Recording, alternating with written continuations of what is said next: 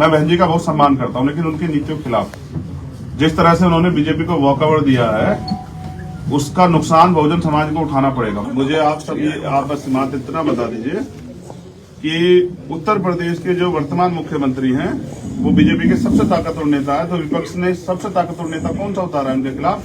मैं तो चाहता हूं, मैं तो सम्मान करता हूं अखिलेश जी का, बड़े भाई हैं, मैं सम्मान करता हूं, बहन जी का भी सम्मान करता हूं, उनमें से कोई हिम्मत दिखाए वहां जाके उनके खिलाफ लड़े, और अगर नहीं लड़ सकते हैं तो उनको वॉक आउट देने का काम ना करें। तो फिर भी मैं उनका धन्यवाद करता हूं कि वो अपने प्रत्याशी को उतारें और हम जनता के भरोसे जाएंगे और हम लड़ेंगे। दूसरा, उत्तर प्रदेश में विधानसभा चुनाव है। अब से 2 दिन पहले मेरठ में हमने एक गठबंधन का ऐलान किया था, और जैसे वो गठबंधन की सूचना आगे बढ़ी तो बाकी साथियों को भी ये विश्वास हुआ कि अब सामाजिक न्याय का जो मोर्चा बना है उस मोर्चे में हम लोग भी शामिल होके और अपने साथियों के साथ खड़े होके आंदोलन को आगे बढ़ा। और आज सामाजिक परिवर्तन मोर्चा जो है, इस नाम से अपने सभी साथियों को साथ लेके हमने ये गठबंधन बनाया है। मैं इसमें जो पार्टियां प्रमुख रूप से शामिल हुई हैं, क्योंकि उन सबके नाम लेने बहुत जरूरी है, तो मैं इसकी सूचना आपके माध्यम से दे रहा हूं। मैं एक बात और बता दूं कि भाई अब समुद्र में नहीं कूदना है, छोटी छोटी नदियों को इकट्ठा करके समुद्र बनना है। तो बड़ी दलों से गठबंधन के अनुभव बहुत खराब थे, लेकिन हम जैसे सताए गए लोग जिनको धोखा मिला है, उनसे गठबंधन के जो अनुभव है बहुत अच्छे होने जा रहे हैं, क्योंकि ये सब लोग बेचारे सत्ता परिवर्तन की लड़ाई लड़ रहे हैं, ना कि व्यक्तिगत लड़ाई लड़ रहे हैं कि उनको मुख्यमंत्री बनना। और मुख्यमंत्री इतने कमजोर हैं जो अपना मुख्य सचिव जो है वो खुद नहीं तय कर पाए। आप समझिए कि वो कितने ताकतवर मुख्यमंत्री, कमजोर मुख्यमंत्री, बस अहंकारी है, तानाशाही है, जनता गोरखपुर की उनको जवाब दे। कितनी सीटों पर आप चुनाव लड़ेंगे? हमारा मोर्चा 403 सीटों पे चुनाव लड़ेगा, और जैसा मैंने कहा, जो ऐसे साथी हैं जिनकी वो हम चाहते हैं उस समाज की आवाज जाए सदन में, ऐसे साथियों के खिलाफ हम प्रत्याशी लड़ाएंगे। उनकी घोषणा मैंने 4 दिन पहले कर दी। चंद्रशेखर जी, असद ओवैसी भी कई सारे छोटे छोटे दलों को मिलाकर चुनाव लड़ने की तैयारी कर रहे हैं, उम्मीद की जाए आप उनके साथ जा सकते हैं? देखिए, मैंने कहा कि स्थापित दलों से मेरे अनुभव बड़े खराब रहे हैं, तो मैं अब जिन लोगों को नकार दिया गया उन्हीं लोगों को लेकर आगे बढ़ना चाहता हूं, क्योंकि अब ये लड़ाई आत्मसम्मान की और हमें अपने पैरों पे खड़ा होना है। तो वैसे का दल उसमें आता है कि नहीं? बैसाखियों का सहारा लेना अब छोड़ दिया है, तय कर लिया कि बैसाखियों के सहारे नहीं चलेंगे, अपनी मेहनत के भरोसे चलेंगे। आप भी जानते हैं कि हमने पिछले 5 साल काम किया। एक व्यक्ति आप बता दो जिसने हमारे मुकाबले काम, बस आप मुझे इसलिए नकार सकते हैं कि ना मेरे पिताजी मुख्यमंत्री हैं, ना मेरी बुआ मुख्यमंत्री है, ना ही कोई मेरा रिश्तेदार जो है राजनीति में बड़े उच्च पद पे है। अदरवाइज अगर आप ये तय करें कि लीडर कैसा होना चाहिए, काम कैसा होना चाहिए, संघर्ष कैसा होना चाहिए, तो 5 साल में आप मुझे नहीं नकार पाओ, क्योंकि 2.5 साल मैंने जेल काटी है और मेरा व्यक्तिगत लड़ाई नहीं थी, सिर्फ बहुजन समाज के हितों की रक्षा की लड़ाई थी। और जब जहां जिसको मेरी जरूरत थी मैं वहां खड़ा हुआ। सीएम कैंडिडेट घोषित करेंगे? देखिए, ये आपके मोर्चे से कोई घोषित होगा सीएम कैंडिडेट? ये जो है गठबंधन के जो हमारा शीर्ष नेतृत्व वो तय करेगा। हमने एक पूरा कमेटी बनाई है। मेरे बाद जब आपके सवाल हो जाएंगे तो उसको निर्णायक रूप में हमारे जो गठबंधन के सहयोगी साथी हैं, हमारे सीधे साथी, वो रखेंगे। इस गठबंधन का क्या नाम है और कितनी पार्टियां हैं अब तक? अभी तक 35 पार्टियां हैं और सामाजिक परिवर्तन मोर्चा इस गठबंधन का नाम है, क्योंकि सत्ता तो सबको मिली है, लेकिन आज भी इस देश में गैर बराबरी नहीं खत्म हुई। आज भी यहाँ जाति, धर्म और पैसा, पावर देख के सम्मान मिलता है। मेहनत कश काम करने वाली कौम जो है, या मेहनती जो लोग हैं, हाथ के दस्तकार जो लोग हैं, उनको सिर्फ नकार दिया जाता है इस वजह से क्योंकि उनके पास पैसा, पावर नहीं। तो अब इसको बदलना पड़ेगा।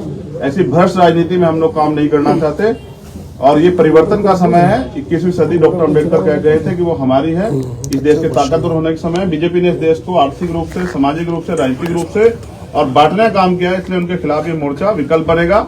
और मेरा विश्वास है कि अगले 4 से 5 दिन में जब हम जमीन पर उतरेंगे तो आपको परिवर्तन देखने को मिलेगा, क्योंकि वोट जनता को देनी। आप गोरखपुर में सीएम योगी के खिलाफ चुनाव लड़ रहे हैं, सपा ने भी अपना प्रत्याशी उतारा है, आप बीजेपी को हराने और उनको हराने की बात करते हैं, तो ये कैसा समीकरण गोरखपुर की सीट पर? तो मुझे बस आप बस मात्र इतना बता दीजिए कि उत्तर प्रदेश के जो वर्तमान मुख्यमंत्री हैं वो बीजेपी के सबसे ताकतवर नेता है, तो विपक्ष ने सबसे ताकतवर नेता कौन सा उतारा है उनके खिलाफ? मैं तो चाहता हूं, मैं तो सम्मान करता हूं अखिलेश जी का, बड़े भाई हैं, मैं सम्मान करता हूं, बहन जी का भी सम्मान करता हूं। उनमें से कोई हिम्मत दिखाए वहां जाके उनके खिलाफ लड़े, और अगर नहीं लड़ सकते हैं तो उनको वॉकआउट देने का काम ना करें। तो फिर भी मैं उनका धन्यवाद करता हूं कि वो अपने प्रत्याशी को उतारें, और हम जनता के भरोसे जाएंगे और हम लड़ेंगे। अगर प्रत्याशी उतारते हैं तो आप बैठ जाएंगे, अगर वो प्रत्याशी उतारते हैं। देखिए, अगर वो अमिताभ ठाकुर साहब की तरह मुझे गिरफ्तार करेंगे तो मैं जेल से चुनाऊंगा। मेरे जेल के अनुभव बहुत अच्छे हैं, मैंने बहुत सीखा है। और अगर मुख्यमंत्री ये तानाशाही करने का काम करेंगे, मैं जाऊंगा गोरखपुर, तो मैं जेल से चुनाव लड़ूंगा। क्योंकि जब मैंने एक बार जेल से समर्थन किया था तो समाजवादी पार्टी और आरएलडी गठबंधन का एक प्रत्याशी कैराना से लोकसभा का उपचुनाव जीता था। मैं समझता हूं हमने काम किया है। अभी तक हमें अवसर नहीं मिला था चुनाव लड़ने का। जब हम चुनाव लड़े, पहला चुनाव बुलंदशहर उपचुनाव, तो हम तीसरे नंबर की पार्टी थे, समाजवादी आरएलडी गठबंधन 5वें नंबर पे था, कांग्रेस 4थे नंबर पे थी।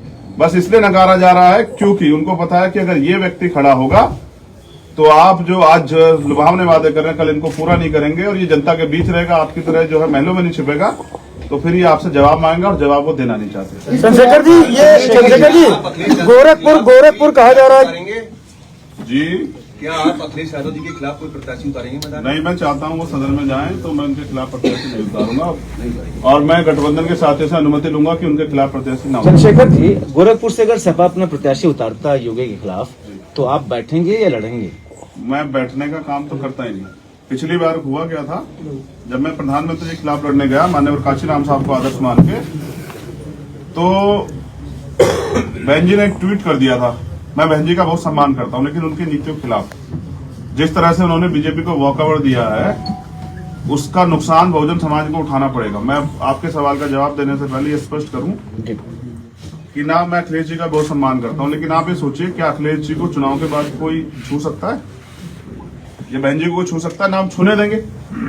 लेकिन जो आम पिछड़े वर्ग के लोग हैं, जो आम गरीब वर्ग के लोग हैं, आम जो दलित समाज के लोग हैं, उनको जो 5 साल सहना पड़ेगा इनकी गलतियों की वजह से, उसकी जिम्मेदारी कौन लेगा? उनके साथ जो अन्याय होगा, सरकार करेगी भर्ती में घोटाले और हक मांगने पे लाठियों से पीटेगी, तो उनकी जिम्मेदारी कौन लेगा? मैं नेताओं से ज्यादा उस समाज की चिंता कर रहा हूं, अपने थे पिछड़े समाज की, दलित, शोषित, वंचित, मुस्लिम और जो अन्य धार्मिक हैं, उन भाइयों की बात कर रहा हूं, उन परिवारों की बात कर रहा हूं जिन्होंने अन्याय सहा, और आज की व्यवस्था में न्याय न मिलने के कारण वो बेचारे खून के आंसू पी के बैठ गए इस सहारे से कि कुदरत उनको न्याय देगी। तो मैं समझता हूं कि ये बैठने का काम नहीं है, लड़ने का काम है। क्या तो जो अपनी पार्टी के राष्ट्रीय अध्यक्ष, क्या तो वहां लड़ने जाएं, और लड़ने जाएंगे तो फिर वो ये भी तय करें, जैसा मैंने कहा कि उनके पास उनके खिलाफ लड़ने के मुद्दे क्या हैं। मैंने तो 5 साल उनके पास, मेरे में इतना बड़ा चिट्ठा है, जब मैं जाके वहां जनता के सामने रखूं। मैंने कल भी कहा था कि जाति के कारण हो सकता है 2 जातियों के लोग मुझे वहां वोट ना करें, लेकिन बाकी शूद्र वर्ण के लोग मुझे वोट भी करेंगे और मुझे चाहेंगे भी कि मैं हरा के इनको जाऊं। और इतिहास गवाह है कि हमने पहले भी यहाँ इस देश में बड़े बड़े तानाशाहों को हारते देखा, और तानाशाह छोड़िए, वर्तमान प्रधानमंत्री, वर्तमान मुख्यमंत्री को भी हमने हार देखा। प्रधानमंत्री इंदिरा गांधी जी भी हारी एक क्रांतिकारी राजनारायण सिंह जी से, और अर्जुन सिंह जी हारे बाबू सुखलाल कुशवाहा जी से मध्य प्रदेश में। तो हमने तो बहुत बड़े बड़े लोगों को, और हमने कल भी अभी परसों बताया था कि 3 बार की मुख्यमंत्री, 15 साल की मुख्यमंत्री शीला दीक्षित जी हारी थी दिल्ली में। तो अगर आप ये सोच रहे हैं कि भाई मेरे पीछे बड़ा कोई टैग नहीं है इसलिए मैं नहीं जीतूंगा, तो ये आप गलतफहमी पाल रहे हैं। जब मैं आज लिख के दे रहा हूं कि सरकार आजाद समाज पार्टी के मोर्चे की बनेगी और मुख्यमंत्री आजाद समाज पार्टी के मोर्चे का बनेगा, आप ध्यान रखिए। चंद्रशेखर जी, एक सवाल ये है कि एक मोर्चा का कल अनाउंस हुआ और एक आज हो रहा है, तो कहीं इससे बीजेपी को फायदा तो नहीं होगा? देखिए मेरे प्यारे भाई, मैंने जितना प्रयास करना था किया था। अब मैं समझता हूं कि अगर इस तरह मैं वॉकआउट देता रहूंगा सब लोगों को, तो ये भ्रष्ट लोग सरकारों में अगर आ भी जाएंगे तो जनता का भला नहीं करेंगे। आप उनसे पूछेगा, मैं अखिलेश जी का बहुत सम्मान करता हूं, पूछे कि 13 पॉइंट रोस्टर जो है वो किसने लागू किया था उत्तर प्रदेश में? क्या उनके पास जवाब है? क्या उनके पास जवाब है? प्रमोशन में रिजर्वेशन पे जो अन्याय हुआ था शेड्यूल कास्ट के अधिकारी कर्मचारियों के साथ, जो उनका डिमोशन हुआ और खून के आंसू उन्होंने रोए, क्या उनको इस पर तकलीफ है? मैं भैया का सम्मान करता हूं, लेकिन अपने लोगों को मरने के लिए नहीं छोड़ सकता, किसी कीमत पर नहीं छोड़ सकता, किसी के भरोसे नहीं छोड़ सकता, क्योंकि आज भी सरकार हमारे लोगों को राशन देके उनके शासन करने की क्षमता को छीनना चाहती है। तो यानी कि आज भी बुनियादी जरूरतें पूरी नहीं हुई। चंद्रशेखर जी आपने कहा था कि आप जब विधानसभा चुनाव में लड़ेंगे तो एक भी सवर्ण प्रत्याशी नहीं उतारेंगे चुनाव में। अभी उस फैसले पर कायम है या कुछ संशोधन हुआ? देखिए, मैं अपने आंदोलन पे जो माननीय काशीराम साहब ने तय किया, बहुजन हिताय बहुजन सुखाय पे कायम हूँ। यही लड़ाई तो मेरी भारतीय जनता पार्टी, उन्होंने वो बहुजन समाज पार्टी से थी, उन्होंने सारा जो कार्यभार है वो सतीश चंद्र मिश्रा जी को सौंप दिया। और सतीश चंद्र मिश्रा जी अगर इस लड़ाई को, सामाजिक न्याय की लड़ाई को आगे बढ़ाएंगे तो हमारे जैसे लोग क्या करेंगे? तो मैंने ये बताया कि हम अपने दल से नहीं लड़ाएंगे, अगर क्योंकि गठबंधन धर्म का सम्मान करना है। अगर हमारा कोई और साथी लड़ाएगा तो मैं विश्वास के साथ कहता हूं कि मेरी किसी जातिगत लड़ाई नहीं है। अब मैं उन लोगों के हाथ में सत्ता चाहता हूं जिन लोगों को, क्योंकि माननीय काशीराम साहब का जिनका दल होगा उनका बल होगा, और जिन पे बल होगा उनकी समस्याओं का हल होगा। तो जब हमारी समस्या का हल कोई दूसरा नहीं कर रहा है, जिन समस्याओं, जैसे जाति से हमें समस्या है, जाति के आधार पर हम तोड़े गए, आज जाति के आधार पर हम भाईचारा बना रहे हैं। जाति के आधार पर जो हमें, हमारे साथ एट्रोसिटी होती है, शोषण होता है, जाति के आधार पर हमें अपमानित किया जाता है। तो इससे अगर किसी को समस्या है तो हमें, तो इसका निराकरण कौन करेगा? हम करेंगे। तो अगर गठबंधन धर्म निभाने के लिए गठबंधन के साथियों के साथ खड़ा होना पड़ा तो मैं उसका सम्मान करूंगा, क्योंकि मैं सभी का सम्मान करता हूँ, सभी धर्मों का, सभी जातियों का। लेकिन वोटर कौन? हमारा दल लाइन खींच के 85% बनाम 15 की लड़ाई लड़ेगा। ऐसे नहीं कहेंगे जैसे मंच से कह देते हैं कि लड़ाई, एक कहते हैं 80 और 20 की है और दूसरे कहते हैं 85 और 15 की। अखिलेश जी हाथ उठा के, मैं सम्मान करता हूं भैया का कि मैं 85% का नेता हूं। ये फरसा उठा के क्या बहुजनों के गले काटने की तैयारी है? ये नहीं चलेगा। बार-बार कह रहे हैं मैं सम्मान करता हूं भैया का, कौन रहेगा? सम्मान करते हैं। गोरखपुर पे वोटर, किसका वोट आपको सबसे ज्यादा मिलेगा? देखिए, मैंने कहा ना, जो अब ये एक चर्चा है कि बीजेपी के खिलाफ बहुत लोग हैं। मैं भी मानता हूं बीजेपी ने ऐसे काम किए, लेकिन बात यह है कि बीजेपी के खिलाफ जो लोग हैं, कहीं ऐसा तो नहीं कि किसी कारण से मुझसे, जैसे मैंने कहा, जाति बड़ा फैक्टर है, हो सकता है मुझे वोट देना ना पसंद करें, लेकिन वहां के जो काय समाज के लोग, जो जिनकी एक हिस्सेदारी हुआ करती थी, पंडित जो है वो लाल बहादुर शास्त्री जी हमारे प्रधानमंत्री रहे, आज वो समाज हासिब है। उनको जब मुख्य सचिव बनने की बारी आती है तो डेपुटेशन हो जाता दिल्ली से, मुख्यमंत्री को भी नहीं पता होता। तो मैं समझता हूं हमारे जो बनिए भाई, जो शूद्र वर्ण में आते हैं, जिनको जो बेचारे सताए गए, ये तमाम जो बड़ी बड़ी जातियां वहां, और फिर ये पूरा बहुजन समाज, दलित, पिछड़े, आदिवासी, माइनॉरिटी के लोग, ये लोग जिन्होंने मुझे लड़ते हुए देखा वो मेरी मदद करेंगे। और वो माएं जिन्होंने इस सरकार का तांडव देखा, क्या ब्राह्मणों की हत्या नहीं हुई? तो उनकी भी हत्या हुई है। उनको नहीं पता कि कौन आदमी योगी जी को के साथ लड़ रहा था। तो मैं समझता हूं जो सामाजिक न्याय को मानता होगा और जो मानता होगा कि जाति योग्यता नहीं होती, वो मुझको वोट देगा। चंद्रशेखर भाई, आपने कम से कम 7 बार कहा कि अखिलेश भैया का मैं सम्मान करता हूँ, इसी बीसी में शायद 7वीं बार कहा है। तो मतलब कुछ सॉफ्ट कॉर्नर है, चुनाव के बाद आप फिर भैया के साथ हो सकते हैं, ऐसा इंडिकेशन दे रहे हैं कि दरवाजे अभी बंद नहीं हुए, दरवाजे अभी खुले हैं, थोड़ा सा बीच की रुकावट है। आप चाहते हैं मैं उनसे लड़ूं? मैं आपसे हाथ जोड़ रहा हूं, मेरी लड़ाई उनसे नहीं है। मैं तो पहले कह चुका, मुझसे ज्यादा स्वाभिमानी आदमी जो अपने स्वाभिमान को ताक पे रख के बीजेपी को हराने के लिए उनके पास गया था, और मेरे साथ और भी ठगे हुए लोग बैठे हुए हैं, वो सब लोग इस बात को जानते हैं, मैं अकेला नहीं हूं। लेकिन मुझे अब उनसे कोई शिकायत नहीं। मैं तो उनके लिए उनकी दीर्घायु की मंगल कामनाएं करता हूं, उनसे कहता हूं वो अच्छी तरह लड़े, और सबको लड़ने का अधिकार है। लोकतंत्र इसकी खूबसूरती यही है ना। अब आप देखिए, मौर्य जी समाजवादी पार्टी में है और उनकी बेटी बीजेपी में, तो समझिए मैं क्या क्या कह रहा हूं आपको। लोकतंत्र खूबसूरती है कि जिसका जहां दिल करे वो वहां जाके लड़े। तो हमारा दिल मिल गया है। ये जो हमारे साथ लोग बैठे हैं, देखो सब मुझसे उम्र में बड़े हैं, गजब की बात देखो आप, सब मुझसे बड़े हैं, लेकिन सबका हाथ जो है मेरे सर पे है, सबका आशीर्वाद मुझे है। तो मैं समझता हूँ जिनके पास इतनी माओं का, बहनों का और बुजुर्गों का और सामाजिक नेताओं का हाथ हो जिसके सर पे, वो हारेगा नहीं। और मैंने धोखा देना सीखा नहीं। आपने पिछली बार एक बात कही थी कि अगर अखिलेश यादव पब्लिक फोरम से ये कहें कि चंद्रशेखर मेरे छोटे भाई हैं, सामाजिक न्याय की लड़ाई में मेरे साथ आए और वो मुझे एक भी सीट ना दें तो मैं उनके साथ चला जाऊंगा। एक प्रेस कॉन्फ्रेंस में मैंने उनसे पूछा तो बोले कि मैं बोल तो रहा हूँ, मेरे छोटे भाई आ जाए मेरे साथ में। मैं आपको भी बोल रहा हूँ, आप भी मेरे छोटे भाई हैं, ये भी मेरा छोटा भाई है, ये मेरे चाचा है। नहीं, आपने कहा ये था मेरे इसी में एक सवाल मेरा भी है कि आपने ओम प्रकाश राजभर को हमेशा बड़ा भाई माना है और ये भी कहा है कि जैसा वो कहेंगे वैसा हम करेंगे। तो आपने सामाजिक परिवर्तन मोर्चा बनाया था, क्या उनसे बात हुई आपकी? देखिए, जैसा पहले भाई ने सवाल पूछा, तो ऐसा ही मैं कह रहा हूँ, आप भी मेरे भाई हैं, ये भी मेरे चाचा हैं, ये भी मेरे भाई हैं। मैंने सम्मान की बात की थी, तंज की बात नहीं की थी। हाँ, उसी पॉजिटिव नोट पे उन्होंने कहा कि मैं कह रहा हूँ कि मेरे भाई आए साथ में। मैं फिर कह रहा हूँ, कि लड़ाई तो स्वाभिमान सम्मान की है, तो हम बीजेपी के खिलाफ भी लड़ेंगे। अगर वो एक बार फिर से बोल देते कि वो मेरे छोटे भाई आ जाए मेरे अब साथ, ये तो ये गठबंधन खत्म कर लेंगे। सोचेगा, गठबंधन के नेता जो आदेश करेंगे हम उसका सम्मान करेंगे। एक सवाल इधर से- लोकतांत्रिक, आपको पता है उन्होंने एक चीज क्या कही थी कि चंद्रशेखर ने किसी को फोन किया। हाँ, बोला चंद्रशेखर को किसी का फोन फोन आया, आया। उसके बाद गठबंधन नहीं हो पाया, ये उनकी शब्द। हाँ, की बात बन गई क्योंकि हम थी। लोकतांत्रिक हैं।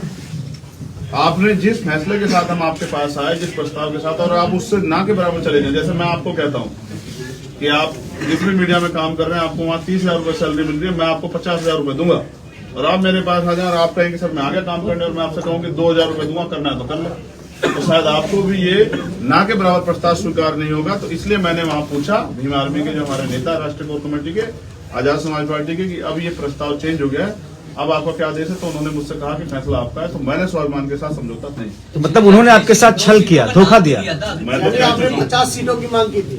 आप मेरे जख्म कुरेद रहे हैं। आप उन्होंने आपको धोखा दिया ना, ये हम मतलब निकालें। मैं तो कह चुका हूँ, उन्होंने 2 सीटों का नाम भी लिया, गाजियाबाद और एक और सीट का नाम नोएडा। लिया, ऑफर किया था। उन्होंने ऑफर एक्सेप्ट नहीं किया, उनके पास एक कॉल आता है, उसके बाद उनका मूड चेंज हो जाता है। वो कॉल किसका था, क्या आप बता सकते हैं? तो कॉल भीम आर्मी के हमारे लीडरशिप का था, जिनको हमें बताना था, क्योंकि चंद्रशेखर तो सिर्फ आजाद समाज पार्टी भीम आर्मी का एक कार्यकर्ता, इस गठबंधन का भी एक सिपाही है। हम बहुत अहंकारी नहीं है भाई। एक प्राइमरी स्कूल के हेडमास्टर के बेटे अपनी हैसियत जानते हैं, और कहां से उठता है आप आइडिया नहीं लगा सकते। इस लखनऊ में मैं घूमा हूं पैदल पैदल, और यहाँ मैंने कल अपने साथियों को बताया कि शौचालय है, वहां मैं जब रैली में आता था ना बहुजन समाज पार्टी की, तो वहां मैं नहाने जाया करता। 10 रुपए में एक साबुन की टिक्की देते थे, कपड़े अपने लेके आता तो वहां नहाने जाता था। तो आज तो मेरी हैसियत मेरे समाज ने इतनी बनाई कि मुझे यहाँ रहने के लिए उन्होंने एक मकान भी दे दिया कि आप यहाँ रह लो, और मेरे गोरखपुर जाने से पहले उन्होंने मेरे लिए वहां मकान की व्यवस्था कर दी। तो मैं तो धन्यवाद करता हूँ समाज का। मैं फिर कह रहा हूँ कि उससे बड़ी बात मैंने उनको दोहरा के दी थी कि आप सह सम्मान बुलाओ ना, तो सिर्फ लड़ाई तो स्वाभिमान सम्मान की है ना। कल जब इलेक्शन में का रिजल्ट आ जाएगा, फिर आपको कहाँ ढूंढेंगे बताइए ना। ये जनता जिसने 5 साल मार खाई है, जिसने महंगाई की मार झेली है, ये जनता आपको कहाँ मिलेगी? नहीं मिलेंगे नेताजी। मिलेगा तो चंद्रशेखर आजाद, नहीं मोर्चा।